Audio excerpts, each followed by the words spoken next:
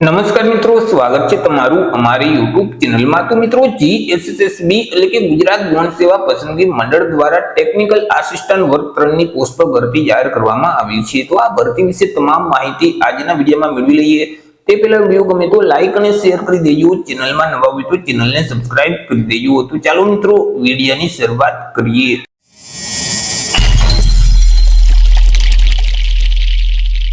તો મિત્રો, આજે ભરતીની જાહેરાત છે તે જીએસએસબી એટલે કે ગુજરાત ગૌણ સેવા પસંદગી મંડળ ગાંધીનગર દ્વારા બહાર પાડવામાં આવી છે। એ મિત્રો, ગુજરાત ગૌણ સેવા પસંદગી મંડળ દ્વારા જે કમિશનર શ્રી કુટીર અને ગ્રામ ઉદ્યોગ વિભાગની જે કચેરી છે, તો તેમાં જે ટેકનિકલ આસિસ્ટન્ટ વર્ગ 3 ની જે જગ્યાઓ ખાલી છે, તો આ જગ્યાઓ ભરવા માટે લાયકાત ધરાવતા ઉમેદવાર પાસેથી અરજી ફોર્મ મંગાવવામાં આવેલા છે। તો સૌથી પહેલા તો આપણે વાત કરી લેશું કંઈક અગત્યની તારીખ વિશે। હવે મિત્રો, આ જે ભરતી છે તેમાં જો તમારે અરજી કરવી હોય તો ઓનલાઈન અરજી ફોર્મ ભરવાનું રહેશે।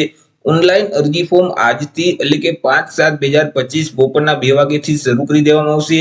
5/7/2025 થી લઈ અને 20/7/2025 સુધીમાં તમારે ઓનલાઈન અરજી ફોર્મ ભરી દેવાનું રહેશે।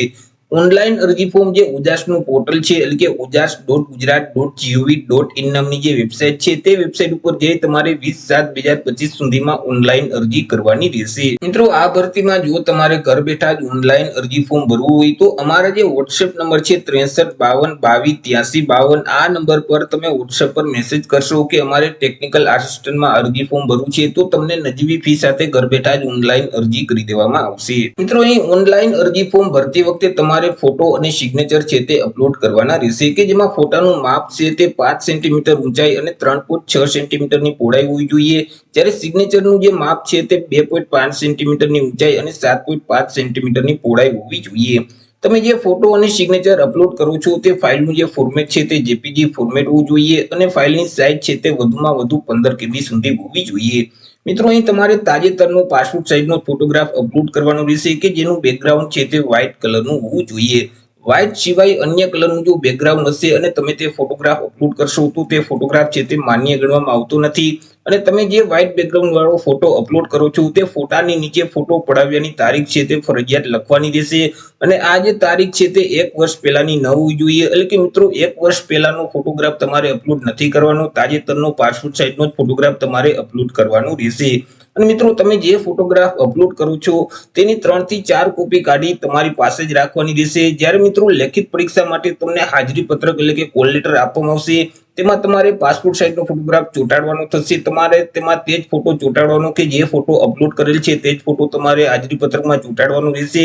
અને ડોક્યુમેન્ટ વેરિફિકેશન વખતે પણ ફોટોગ્રાફ જે માંગવામાં આવે તો ત્યારે પણ તમારે તે જ ફોટો આપવાનો રહેશે। જો અલગ અલગ તબક્કામાં અલગ અલગ ફોટોગ્રાફ રજૂ કરશો તો તે મિત્રો માન્ય ગણવામાં આવશે નહીં। ચર્ચા કરી લઈએ પે સ્કેલ એટલે કે પગાર ધોરણ વિશે, કે ઉમેદવારને કયા પગાર ધોરણ મુજબ પગાર મળવા પાત્ર થશે। તો કે ઉમેદવારોને પ્રથમ 5 વર્ષ સુધી તો ફિક્સ પગાર છે તે આપવામાં આવશે। દર મહિને ₹49,600 ફિક્સ પગાર મળવા પાત્ર થશે। 5 વર્ષ પૂરા થઈ જશે એટલે પે મેટ્રિક લેવલ 7 છે તે મુજબ ઉમેદવારોને પગાર આપવામાં આવશે, એટલે કે ₹39,900 થી લઈ અને 1,26,600 નું જે પગાર ધોરણ છે તે મુજબ ઉમેદવારોને પગાર મળવા પાત્ર થશે। વાત કરી લઈએ જગ્યા વિશે, કે કુલ કેટલી જગ્યા છે અને કેટેગરી મુજબ કેટલી જગ્યા રહેશે। તો કે કુલ 8 જેટલી જગ્યા પર આ ભરતી જાહેર કરવામાં આવેલી છે। આ જે 8 જગ્યા છે તેમાંથી બિન અનામત વર્ગના ઉમેદવાર માટે 3 જગ્યા રહેશે, 3 માંથી 1 જગ્યા મહિલા માટે અનામત રહેશે। ત્યાર પછી મિત્રો, અનુસૂચિત જાતિ એટલે કે એસસી કેટેગરીના ઉમેદવાર માટે 1 જગ્યા છે, એસટી એટલે કે અનુસૂચિત જનજાતિના ઉમેદવાર માટે 1 જગ્યા છે, ઓબીસી એટલે કે સામાજિક અને શૈક્ષણિક રીતે પછાત વર્ગના ઉમેદવાર માટે 3 જગ્યા છે, 3 માંથી 1 જગ્યા મહિલા માટે અનામત રહેશે। આવી રીતે કુલ 8 જેટલી જગ્યા પર આ ભરતી જાહેર કરવામાં આવેલી છે। 8 માંથી 1 જગ્યા શારીરિક રીતે વિકલાંગ વ્યક્તિ માટે અનામત રહેશે। મિત્રો, અહીં એસસીબીસી એટલે કે સામાજિક અને શૈક્ષણિક રીતે પછાત વર્ગના જે ઉમેદવાર છે, ઓબીસી કેટેગરીના જે ઉમેદવાર છે, તેઓએ નોન ક્રિમિનલ સર્ટિફિકેટ આપવાનું રહેશે। હવે આ જે નોન ક્રિમિનલ સર્ટિફિકેટ છે તે કઈ તારીખથી કઈ તારીખ સુધીનું જ માન્ય ગણવામાં આવશે। તો કે મિત્રો, તમારી પાસે આ જે સર્ટિફિકેટ છે તે રાજ્ય સરકારની નોકરી માટેનું સર્ટિફિકેટ હોય, એટલે કે ગુજરાતી ભાષાનું સર્ટિફિકેટ હશે, તો આ સર્ટિફિકેટ 1/4/2023 થી લઈ અને અરજી ફોર્મ ભરવાની જે છેલ્લી તારીખ છે 20/4/2025 તે તારીખ સુધીમાં તમે મેળવેલ હશે તો જ આ સર્ટિફિકેટ માન્ય ગણવામાં આવશે। અથવા તો મિત્રો, જો તમારી પાસે કેન્દ્ર સરકારની નોકરી માટેનું નોન ક્રિમિનલ સર્ટિફિકેટ છે, એટલે કે ઇંગ્લિશ ભાષામાં સર્ટિફિકેટ છે, તો તો આ સર્ટિફિકેટ 1/4/2025 થી લઈ અને અરજી ફોર્મ ભરવાની જે છેલ્લી તારીખ છે 20/4/2025 તે સમયગાળા દરમિયાન તમે મેળવેલ હશે તો તે સર્ટિફિકેટ માન્ય ગણવામાં આવશે. વાત કરી લઈએ મિત્રો પરીક્ષા ફી વિશે કે કયા ઉમેદવારોએ કેટલી પરીક્ષા ફી ભરવાની રહેશે. તો અહીં તમામ વર્ગના ઉમેદવારોએ પરીક્ષા ફી ભરવાની છે કે જેમાં મિત્રો બિન અનામત વર્ગના જે પુરુષ ઉમેદવાર છે તેઓએ અરજી ફી તરીકે ₹500 ભરવાના રહેશે. તે સિવાય અનામત વર્ગના જે તમામ ઉમેદવાર છે જેમ કે તમામ કેટેગરીની મહિલા ઉમેદવાર છે, ઓબીસી એટલે કે સામાજિક અને શૈક્ષણિક રીતે પછાત વર્ગના જે ઉમેદવાર છે, અનુસૂચિત જાતિ એટલે કે એસસી કેટેગરીના જે ઉમેદવાર છે, અનુસૂચિત જનજાતિ એટલે કે એસટી કેટેગરીના જે ઉમેદવાર છે, દિવ્યાંગ ઉમેદવાર છે, માજી સૈનિક છે, તો આ તમામ અનામત વર્ગના જે ઉમેદવાર છે તેઓએ અરજી ફી તરીકે ₹400 ભરવાના રહેશે. પરંતુ મિત્રો તમે પરીક્ષામાં હાજર રહેશો તો તેવા સંજોગોમાં તમે જે પરીક્ષા ફી ભરેલ છે તે ફી તમને પરત કરી દેવામાં આવશે. પરીક્ષા ફી છે તે તમારે ઓનલાઈન જ ભરવાની રહેશે. 23/7/2025 ના સમયગાળા દરમિયાન તમારે ઓનલાઈન પરીક્ષા ફી ભરી દેવાની રહેશે.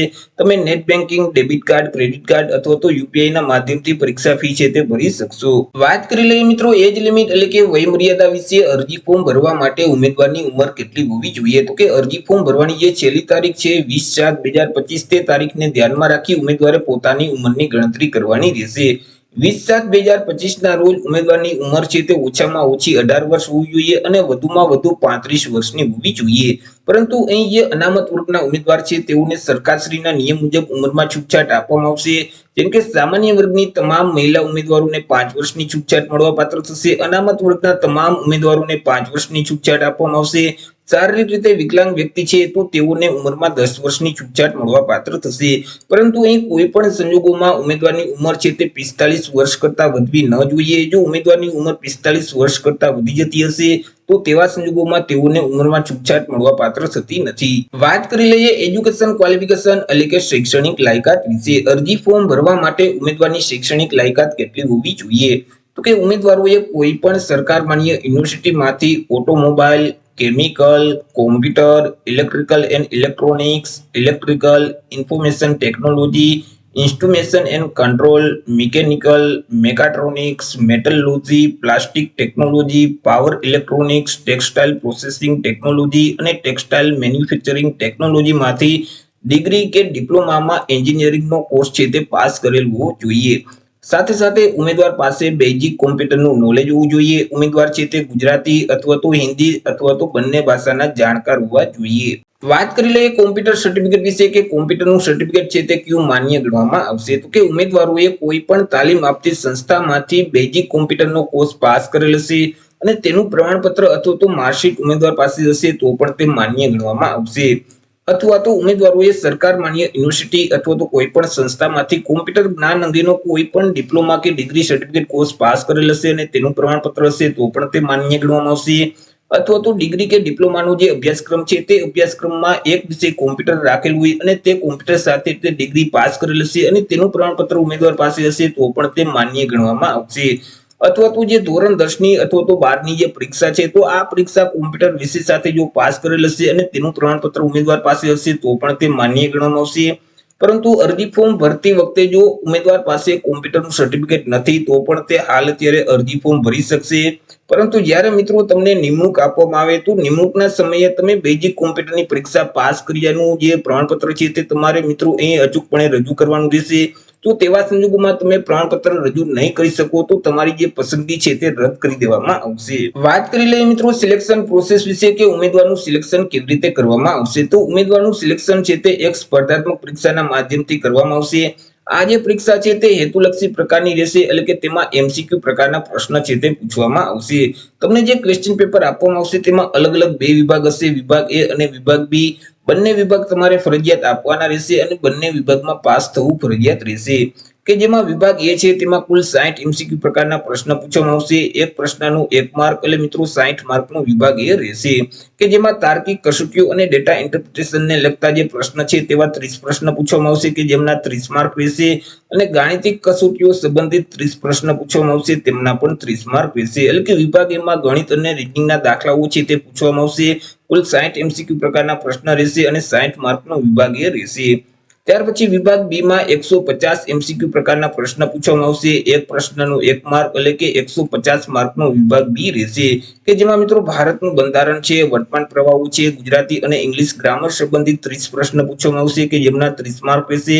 અને સંબંધિત વિષય અને તેની ઉપયોગિતાને લગતા જે પ્રશ્ન છે કે તમે જે શૈક્ષણિક લાયકાત પાસ કરેલ છે તેમાંથી મિત્રો 120 એમસીક્યુ પ્રકારના પ્રશ્ન પૂછવામાં આવશે, કે જેમના 120 માર્ક રહેશે.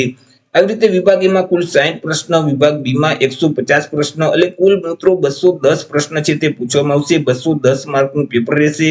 પેપર લખવા માટે તમને 3 કલાકનો સમયગાળો આપવામાં આવશે.